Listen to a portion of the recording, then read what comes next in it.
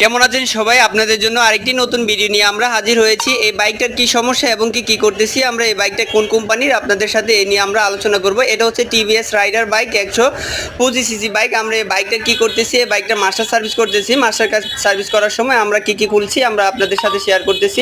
পিছের চাকা হইতে আমরা যা আছে পিছনের সব কিছুই খোলা হয়েছে এবং কি আপনার স্পকেট কাভার সুদ্ধা এবং কার্বোটার সুদ্ধা সব কিছুই খোলা হয়েছে। আমাদের যে দেখতে পারতেছেন যে ভিডিওটা কেন আমরা করতেছি, ভিডিওটা আপনাদের জন্য শিক্ষণীয় বিষয়।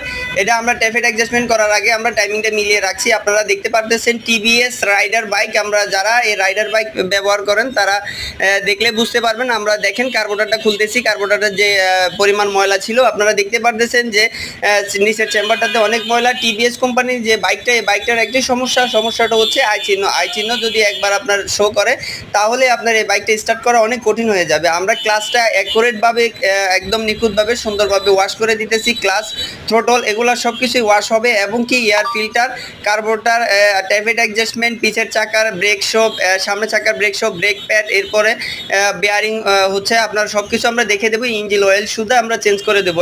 এই গাড়িটা হচ্ছে সাংবাদিক ভাই। আমি এর আগে বাইকটার অনেক কাজ করেছি, ইনশাআল্লাহ অনেক দক্ষতার সাথে আমরা কাজ করে থাকি। আপনাদের যে কোনো সমস্যা রাইডার বাইক থাকতে পারে, আমরা আসতে